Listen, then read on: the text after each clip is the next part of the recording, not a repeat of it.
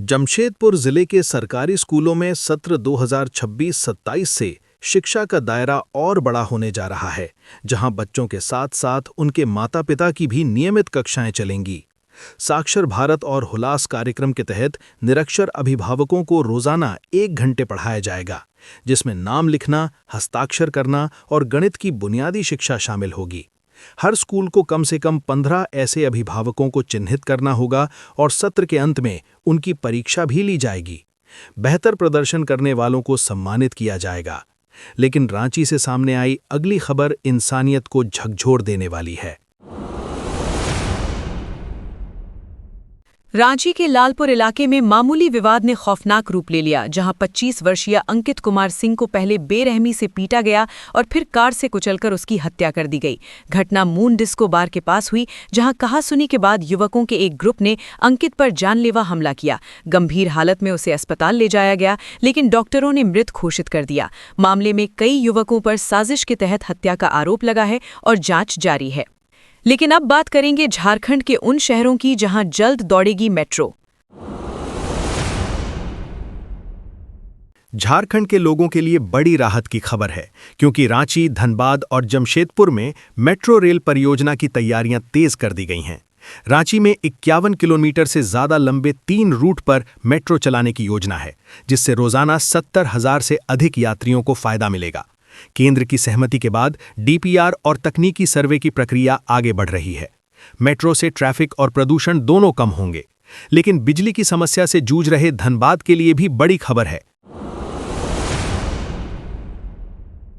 धनबाद जिले में बढ़ती आबादी और उद्योगों की जरूरत को देखते हुए बिजली व्यवस्था को मजबूत करने की तैयारी शुरू हो गई है। जिले में 5 नए ग्रिड बनाए जाएंगे, जिनमें से एक पर काम शुरू हो चुका है और बाकी 4 के टेंडर अंतिम चरण में है। 3 साल में सभी ग्रिड चालू होने की उम्मीद है, जिससे लोड शेडिंग से राहत मिलेगी और धनबाद डीवीसी पर निर्भरता से बाहर आएगा। लेकिन रेल यात्रियों के लिए आई खबर थोड़ी परेशानी बढ़ाने वाली है। रांची लोहरदग्गा टोरी रेल खंड पर कोयल नदी पुल में आई तकनीकी खराबी के बाद ट्रेनों का परिचालन पूरी तरह रोक दिया गया है। पुल के पिलर में दरार और झुकाव पाए जाने के बाद ये फैसला लिया गया है, जिसके कारण राजधानी एक्सप्रेस समेत कई ट्रेनें मार्च तक नहीं चलेंगी। रेलवे ने यात्रियों के लिए बस सेवा शुरू करने की बात कही है। अवैध बालू उठाव को पुल क्षति की बड़ी वजह बताया जा रहा है। लेकिन अब जानिए उस शख्स की कहानी जिसने 7 साल तक पूरे सिस्टम को चकमा दिया। झारखंड से एक हैरान करने वाला मामला सामने आया है, जहां 35 साल का युवक राजेश कुमार खुद को ओडिशा कैडर का आईएएस अधिकारी बताकर सालों तक लोगों को गुमराह करता रहा। 4 बार यूपीएससी में फेल होने के बाद उसने पिता की नज़रों में अफसर बनने का नाटक रचा। पुलिस जांच में उसके पास फर्जी आईडी, सरकारी नेम प्लेट लगी कार और नकली पहचान पत्र बरामद हुए हैं। अब उसे गिरफ्तार कर न्यायिक हिरासत में भेज दिया गया है। लेकिन गुमला से आई अगली खबर और भी सनसनीखेज है। गुमला जिले में लापता व्यक्ति बुधराम तिर्की की गुमशुदगी का मामला सनसनीखेज हत्या में बदल गया।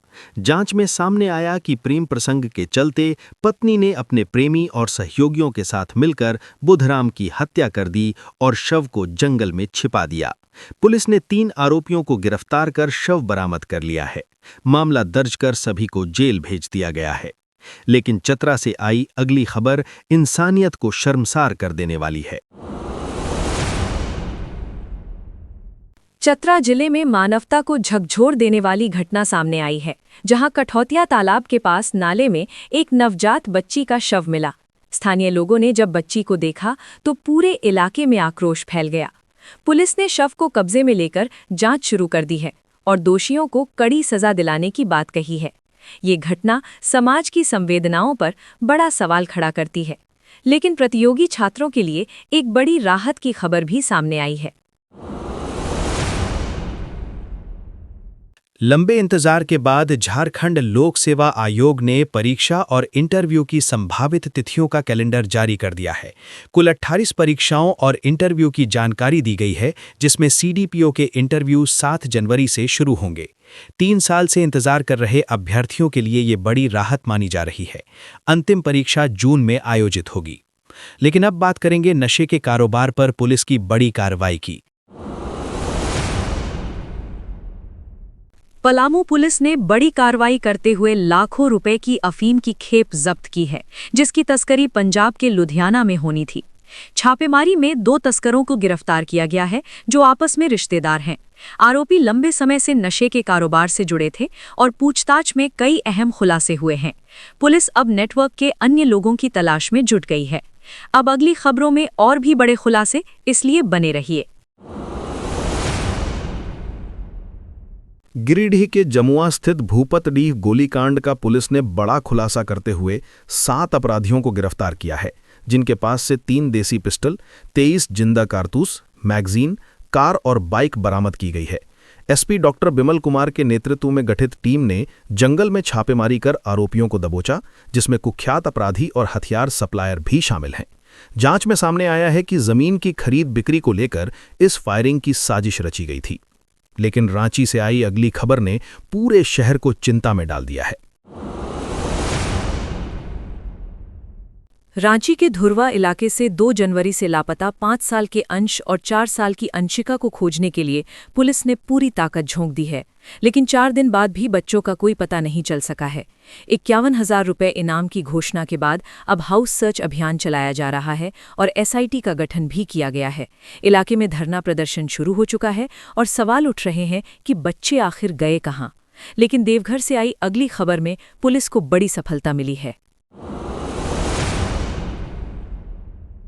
देवघर के जसीडी और सारवा थाना क्षेत्र में हुई लूट की घटनाओं का पुलिस ने खुलासा करते हुए 4 आरोपियों को गिरफ्तार किया है। आरोपियों के पास से LED TV, drone, camera, mobile, car, bike और लैपटॉप बरामद किए गए हैं, जिससे साफ है कि गिरोह लंबे समय से सक्रिय था। पुलिस अब इनके आपराधिक इतिहास और नेटवर्क की जांच कर रही है। लेकिन पलामू से आई अगली खबर ने कोर्ट परिसर की सुरक्षा पर सवाल खड़े कर दिए हैं। पलामू सिविल कोर्ट में मंगलवार सुबह शॉर्ट सर्किट से आग लगने से अफरा तफरी मच गई। हालांकि कोर्ट कर्मियों की सतर्कता से बड़ा हादसा टल गया। फायर एक्सटिंग्विशर से आग पर काबू पा लिया गया, लेकिन कंट्रोल पैनल के तार जल गए और करीब 45 मिनट तक न्यायिक कार्य प्रभावित रहा। गनीमत रही कि कोई हताहत नहीं हुआ। लेकिन रांची से आई अगली खबर ने एक बार फिर सड़क की दरिंदगी को उजागर कर दिया है। रांची के लालपुर इलाके में युवक अंकित सिंह को कार से कुचलकर मारने वाले आरोपियों की पहचान पुलिस ने कर ली है। नशे में धुत युवकों ने पहले मारपीट की और फिर अंकित पर कार चढ़ा दी, जिससे उसकी मौत हो गई। पुलिस की टीमें झारखंड के बाहर छापेमारी कर रही हैं और दावा किया गया है कि आरोपी जल्द सलाखों के पीछे होंगे। लेकिन इसी तरह का एक और मामला रांची से सामने आया है। रांची के जगन्नाथपुर थाना क्षेत्र में मामूली विवाद के बाद विवेक तिर्की को वैन से कुचलने वाले आरोपी अली जोहेब को पुलिस ने गिरफ्तार कर लिया है। सीसीटीवी फुटेज में साफ दिखा कि आरोपी ने जानबूझकर विवेक को कुचला, जिससे इलाज के दौरान उसकी मौत हो गई। दर्दनाक बात ये रही कि अगले ही दिन विवेक का जन्मदिन था, लेकिन रामगढ़ से आई अगली खबर ने कारोबारियों की चिंता बढ़ा दी है। रामगढ़ के कुज्जू इलाके में बालू घाट का टेंडर लेने वाले कारोबारी डब्बू सिंह के घर अज्ञात अपराधियों ने कई राउंड फायरिंग की, जिससे इलाके में दहशत फैल गई।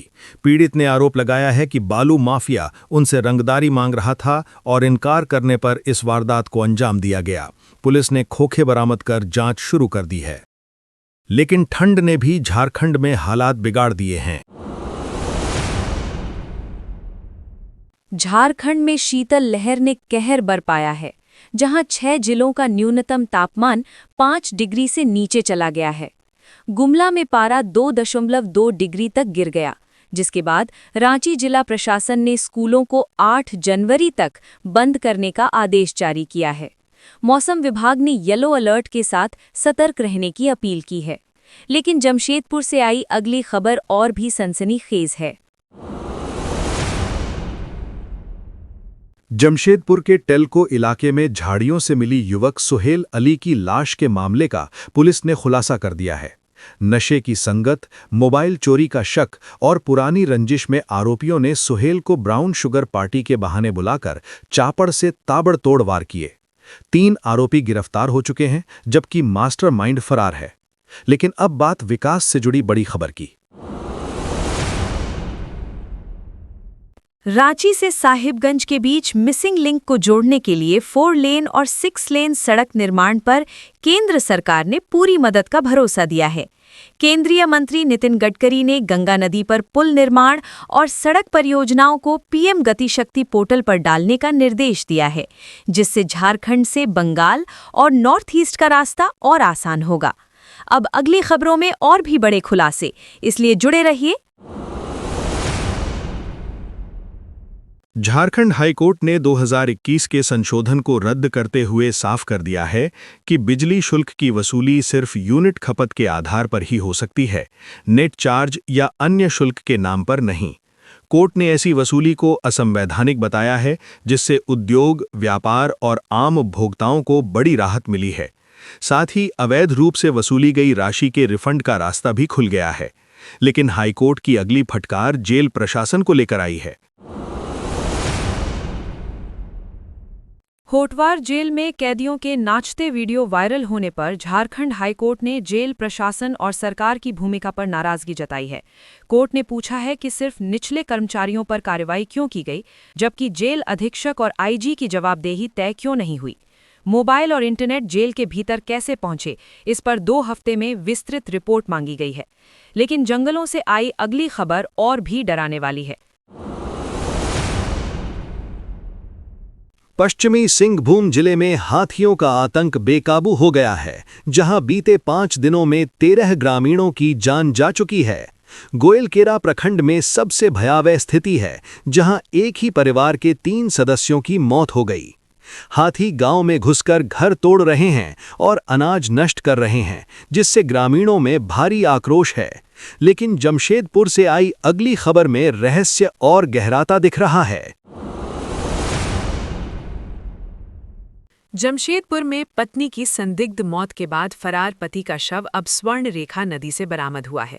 मृतक पर पहले पत्नी की हत्या का आरोप लगा था, लेकिन अब पुलिस ये जांच कर रही है कि उसकी मौत आत्महत्या है या इसके पीछे कोई और वजह है। दोनों मौतों की कड़ियां जोड़ी जा रही हैं और पोस्टमार्टम रिपोर्ट का इंतजार है। लेकिन शहर में बढ़ती हिंसा ने एक और चौंकाने वाली तस्वीर पेश की है। जमशेदपुर के सिद्धगोड़ा इलाके में सड़क पर हो रही जबरदस्ती का विरोध करना एक युवक को भारी पड़ गया। बदमाशों ने मोमो खा रही युवकों पर चापड़ से हमला कर दिया, जिसमें चंदन कुमार गंभीर रूप से घायल हो गया। पुलिस के सामने मामला शांत होने के बाद हमलावर दोबारा लौटे और वारदात को अंजाम दिया। अब सवाल है कि जब मदद करना भी जानलेवा हो जाए तो शहर कितना सुरक्षित है।